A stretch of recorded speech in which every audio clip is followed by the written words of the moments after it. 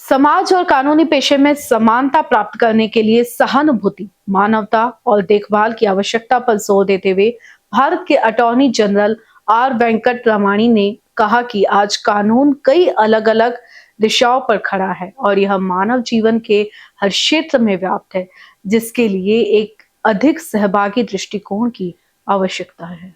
उन्होंने कहा, आज कानून कई मोड़ों पर है।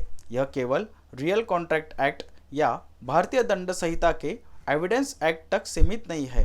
कानून अब हमारे जीवन के हर हिस्से में प्रवेश कर चुका है। जन्म से मृत्यु तक यह कानून कौन बनाता है, इसमें क्या निहित होता है और इसमें भागीदारी का स्तर कैसे होता है, इस पर विचार करना महत्वपूर्ण है। इससे न केवल कानून की परिभाषा बदलेगी, बल्कि कानून के क्षेत्र में करियर की संभावनाएं भी बदलेगी। संविधान निर्माण में महिलाओं की महत्वपूर्ण भूमिका को स्वीकार करते हुए अटॉर्नी जनरल ने कहा, हम अक्सर उन अद्भुत महिलाओं की बात करते हैं जिन्होंने भारत के संविधान को आकार देने में योगदान दिया। यदि आप दुनिया भर में देखें तो ऐसी कोई दूसरी मिसाल नहीं मिलेगी जहां महिलाओं ने संविधान निर्माण में इतनी महत्वपूर्ण भूमिका निभाई हो। यह कार्यक्रम विकसित भारत 2047 की दिशा में भारतीय महिलाओं के योगदान और उनकी उल्लेखनीय यात्रा का जश्न मनाने के लिए आयोजित किया गया था। मौका होता है जब हम एक रीअसेसमेंट कर लें कि हमने क्या कितना हम आगे बढ़े हैं और कितने और की गुंजाइश है। कभी कभी इस रीअसेसमेंट में ये भी पता लगता है कि जिस तरह से हमारा परिवेश है वो बदल रहा है, टेक्नोलॉजी आ रही है, एआई का बड़ा प्रभाव है। कभी कभी ये भी लगता है कि दौड़ में हमेशा कुछ और आ जाता है, जिसकी वजह से जो समानता हम ढूंढ रहे हैं उस पर और एफ़र्ट करने की ज़रूरत है।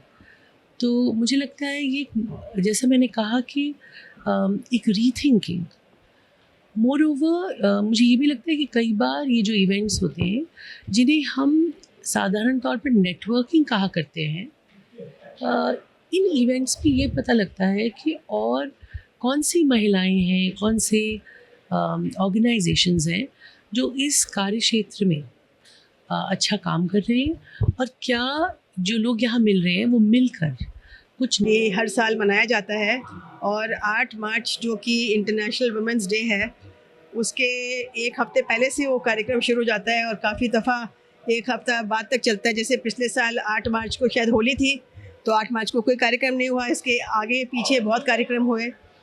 और ये कार्यक्रम एक किस्म से, ये 8 मार्च अकेला दिन नहीं है जो कि इंटरनेशनल वुमेंस डे है।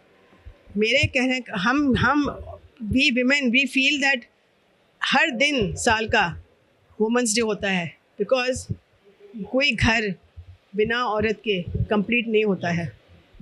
अगर आप कहें जिस घर में एक लेडी नहीं है, महिला नहीं है, माँ के रूप में या पत्नी के रूप में या बहन के रूप में या बेटी के रूप में, वो घर इनकम्प्लीट है। उसमें जो है उसको बैचलर्स पैड बोलते हैं इंग्लिश में, और उसमें कोई भी चीज़ सिस्टमेटिक नहीं होती है।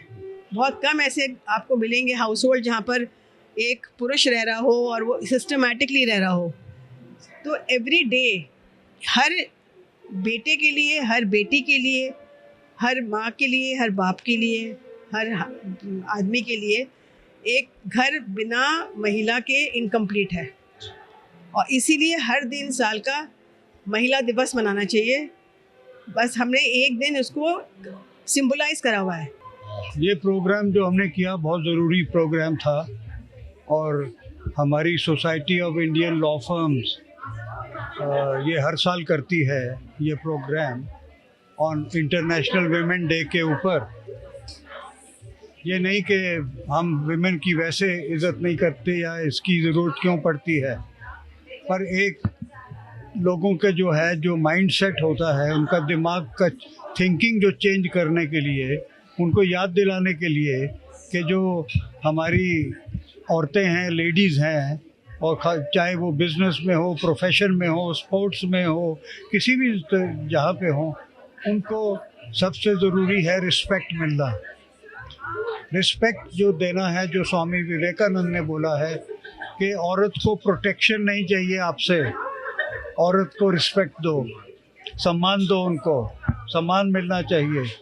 तो ये सम्मान हमने आज कोई 12 लेडीज़ को, जो कि हर एक डिफरेंट फील्ड में हैं, कोई पढ़ाती हैं कॉलेजेस में, कोई स्कूल में, कोई एनजीओ बनाती हैं जो कम देख सकते हैं उन लोगों के लिए, और कोई प्रोफेशन में है हमारी, तो उनके लिए ये सब उनको हमने सम्मानित किया।